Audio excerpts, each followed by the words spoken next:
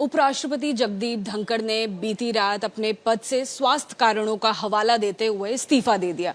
इस इस्तीफे के बाद लगातार अटकलें भी आ रही हैं कि आखिर पीछे कारण क्या होगा। क्या स्वास्थ्य मात्र ही एक कारण है या इसके पीछे कोई और बड़ी राजनीति भी छुपी है। इस वक्त बात करने के लिए हमारे साथ कांग्रेस के वरिष्ठ नेता पप्पू यादव जी मौजूद हैं, उनसे बात करते हैं। आपने ट्वीट भी किया जगदीप धनखड़ जी के इस्तीफे को लेकर, कहीं ना कहीं अटकलें जो लगाई जा रही हैं उसमें भी वो ट्वीट फायर करता है। क्या उस ट्वीट का मतलब है? अच्छा, स्वास्थ्य 1 मिनट में खत्म हो गया। सुबह ठीक थे, चेयर पे ठीक थे, 7:30 बजे ठीक थे। जब ये अस्वस्थ थे तब इन्होंने रिजाइन नहीं किया। हमेशा इन्होंने कहा कि जाट को कोई झुका नहीं सकता, कोई डरा नहीं सकता जिसके भीतर इतनी ओज हो, और जो लगातार सदन को प्रिजाइड करे, गाइड करे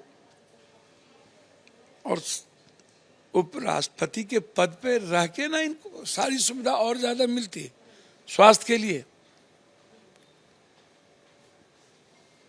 और स्वास्थ्य का इस्तीफा ही देना था तो 2 दिन 4 दिन सदन के पहले भी, हम 15 दिन पहले दे सकते थे या 21 अगस्त के बाद दे सकते थे। सदन के पहले दिन ही 7 साढ़े 7 बजे तक हम ठीक हैं। 7:30 बजे के बाद स्वास्थ्य किसने बिगाड़ दिया? और किसका स्वास्थ्य बिगड़ा और किसका स्वास्थ्य अच्छा हुआ? इसके पीछे आप ये इसके पीछे तो बहुत क्लियर है। 11:32:37 में जेपी नड्डा जी ने साफ कहा कि जो मैं कहूं वही ऑन द रिकॉर्ड जाएगा, जिसको मैंने ट्वीट किया। मेरे अलावे कुछ भी दूसरा ट्वीट नहीं जाएगा। तो जाट का स्वाभिमान जग गया। उनको लगा कि ये तो अपमान है चेयर का और डेमोक्रेसी का। वैसे भी लोकतांत्रिक व्यवस्था तभी तक दोनों आदमी कायम रखेंगे जब तक इनके मन की चलेगी। ये किन्हीं की दिल की तो सुनते नहीं है, बस अपनी मन की चलाते हैं। तो लक्ष्मण रेखा क्रॉस यदि धनखड़ जी संवैधानिक दायित्वों के निर्वहन के लिए कर लिए तो उनको जाना पड़ा। और एक कारण नहीं है, ये पॉलिटिकल, कई लोगों का स्वास्थ्य खराब होगा, कई लोगों का स्वास्थ्य बनेगा, ये पॉलिटिकल स्वास्थ्य है। कौन लोग यूपी से जाएंगे, कौन आएंगे, कौन को रखना है, कौन को जाना है, किस मंत्रिमंडल को बदलना है, किस में रखना है, वो सब दिख जाएगा आपको। बिल्कुल घालमेल तालमेल चल रहा है। ये पॉलिटिकल कारणों से इस्तीफा है, ये स्वास्थ्य के कारणों से इस्तीफा हो ही नहीं सकता। आपका जो दूसरा ट्वीट है उसमें भी आप इसी ओर इशारा कर रहे हैं। आप कह रहे हैं कि खेल बहुत गहरा है, बहुत बड़ा गेम है। इसमें फिर गेम क्या होगा? 2 साल पहले अपने जो टर्म है उससे पहले इस्तीफा दे रहे हैं धनखड़। आजाद हिंदुस्तान में कभी ऐसा हुआ था क्या? इसके पहले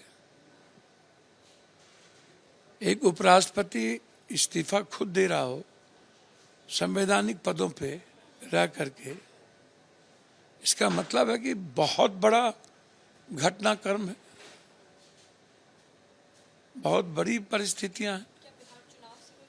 अच्छा, एक बात बताइए, इसमें बिहार चुनाव का जाट का थॉट प्रोसेस या किसी चीज का क्या हो सकता है? बिहार में तो ऐसे ही पिछले दरवाजे से एसआईआर से ये जाना चाहते हैं। तो ये एसआईआर क्या है? एक बहाना है। एसआईआर के आड़ में इनको अपने वोट को बढ़ाना है और विपक्ष के वोट को घटाना है, बस, और कुछ है ही नहीं। अब देख लीजिएगा। तो बिहार ये लो ना कहीं कुछ, इसलिए बिहार का चुनाव तो ये नफरत पे लड़ेंगे या एसआईआर से लड़ेंगे। इनके पास कोई मुद्दे नहीं है। बिहार उतना बड़ा वैक्यूम है, आप कल्पना नहीं कर सकते हैं। विपक्ष के लिए इससे बड़ा सुनहरा कुछ हो ही नहीं सकता, इतना बड़ा वैक्यूम। और वैक्यूम बनाने में बीजेपी की भूमिका सबसे बड़ी है। उन्होंने नीतीश कुमार जी को हर तरह से, कभी कुशवाहा जी से घेर करके कह रहे हैं कि अब मैं कह रहा हूँ, जनता दल नहीं बोलेगा, कभी चिराग जी कहते हैं। तो इसके बीच में बीजेपी है। बीजेपी किसी भी तरह के संवैधानिक पदों की गरिमा को बरकरार नहीं रखना चाहते, वो खत्म कर दिए हैं 11 सालों के अंदर। और आज ये साबित कर दिया कि पहले सतपाल जी फिर धनखड़ जी, मतलब इन्हें न तो किसी संविधान से मतलब, न तो किसी समाज से मतलब, न तो किसी लोकतांत्रिक मूल्यों से मतलब, न नैतिक मूल्यों से मतलब। बिल्कुल इनकी सियासत और सत्ता, चाहे ये जस्टिस वर्मा के मुद्दों को लेकर के तकरार हुआ हो, पहले हम विपक्ष कैसे दे दिया अभियोग, जबकि ये लोग बाप कर रहे थे, विपक्ष का क्यों ले लिया आपने बताया क्यों नहीं? नड्डा का अलग है कि आज से मैं जो कहूं वही, मैं जो कहूं, आप कैसे कह सकते हैं भाई? तो यानी नड्डा जी ने जो कहा उससे अपमानित महसूस करके उन्होंने, धनखड़ जी ने रेजिग्नेशन दिया, और इसके पीछे बिहार की राजनीति और बिहार का चुनाव भी आपको नजर आता है? सवाल नहीं उठता इसमें। बिहार कहाँ? बिहार को तो पहले ही लोग नाश करके रखे हुए हैं, नीतीश कुमार को फिनिश करके रखे हुए हैं। इन्हें तो अपनी साख बचानी है, क्योंकि आरएसएस नड्डा को हटाना चाहते हैं। तो उसी आड़ में ये लोग भी अपने जो जानी दुश्मन है बीजेपी में, उनको खत्म करना चाहते हैं। ये बीजेपी की अंदरूनी झगड़े और दो व्यक्ति का ईगो, आरएसएस का पॉलिटिकल प्रेशर के कारण धनखड़ की छुट्टी हुई है।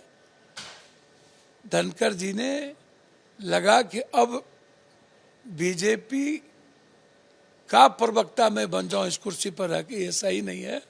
और नड्डा जी के बाद तो कोई भी स्वाभिमानी व्यक्ति उस चेयर पर 1 मिनट भी नहीं बैठेगा, ये तो जाट ही है।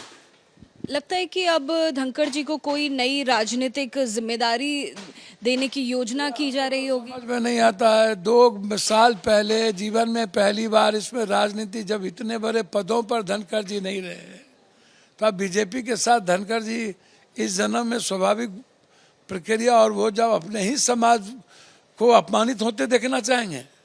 बीजेपी के साथ रहने का मतलब है धनखड़ जी का अपने ही समाज से छुट्टी हो जाना। बहुत शुक्रिया एबीपी न्यूज से बात करने के लिए।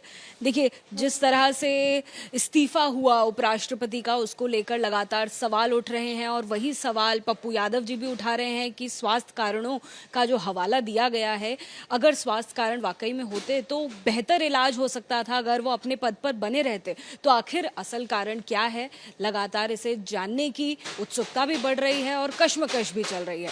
कैमरा पर्सन मेहरबान सिंह के साथ अजातिका सिंह, एबीपी न्यूज, दिल्ली।